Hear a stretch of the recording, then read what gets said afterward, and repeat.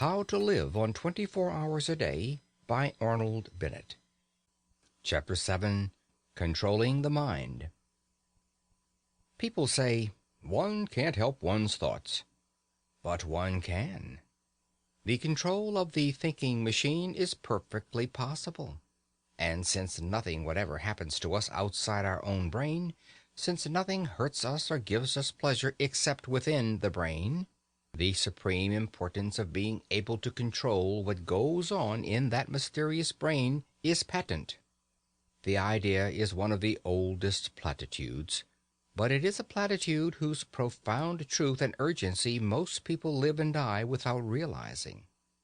People complain of the lack of power to concentrate, not witting that they may acquire the power if they choose. And without the power to concentrate, that is to say, without the power to dictate to the brain its task and to ensure obedience, true life is impossible. Mind control is the first element of a full existence. Hence, it seems to me, the first business of the day should be to put the mind through its paces. You look after your body, inside and out. You run grave danger in hacking hairs off your face. You employ a whole army of individuals, from the milkman to the pig killer, to enable you to bribe your stomach into decent behavior. Why not devote a little attention to the far more delicate machinery of the mind, especially as you will require no extraneous aid? It is for this portion of the art and craft of living that I have reserved the time from the moment of quitting your door to the moment of arriving at your office. What? Am I to cultivate my mind in the street, on the platform, in the train, and in the crowded street again? Precisely. Nothing simpler, no tools required, not even a book. Nevertheless, the affair is not easy. When you leave your house, concentrate your mind on a subject, no matter what, to begin with. You will not have gone 10 yards before your mind has skipped away under your very eyes and is larking round the corner with another subject. Bring it back by the scruff of the neck. Ere you have reached the station, you will have brought it back about 40 times. Do not despair. Continue. Keep it up. You will succeed. You cannot by any chance fail if you persevere. It is idle to pretend that your mind is incapable of concentration. Do you remember that morning when you received a disquieting letter which demanded a very carefully worded answer?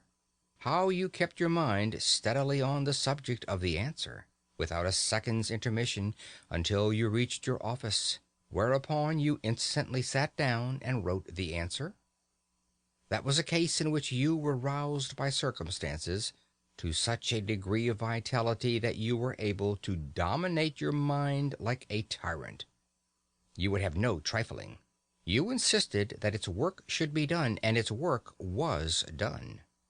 By the regular practice of concentration, as to which there is no secret, save the secret of perseverance, you can tyrannize over your mind, which is not the highest part of you, every hour of the day and in no matter what place.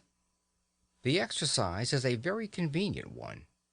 If you get into your morning train with a pair of dumbbells for your muscles, or an encyclopedia in 10 volumes for your learning, you would probably excite remark. But as you walk in the street, or sit in the corner of the compartment behind a pipe, or strap hang on the subterranean, who is to know that you are engaged in the most important of daily acts? What asinine bore can laugh at you? I do not care what you concentrate on so long as you concentrate. It is the mere disciplining of the thinking machine that counts. But still, you may as well kill 2 birds with 1 stone, and concentrate on something useful. I suggest, it is only a suggestion, a little chapter of Marcus Aurelius or Epictetus. Do not, I beg, shy at their names. For myself, I know nothing more actual, more bursting with plain common sense, applicable to the daily life of plain persons like you and me, who hate airs, pose, and nonsense, than Marcus Aurelius or Epictetus. Read a chapter, and so short they are, the chapters, in the evening, and concentrate on it the next morning. You will see. Yes, my friend, it is useless for you to try to disguise the fact. I can hear your brain like a telephone at my ear. You are saying to yourself, "This fellow was doing pretty well up to his 7th chapter. He had begun to interest me faintly. But what he says about thinking in trains and concentration and so on is not for me. It may be well enough for some folks, but it isn't in my line."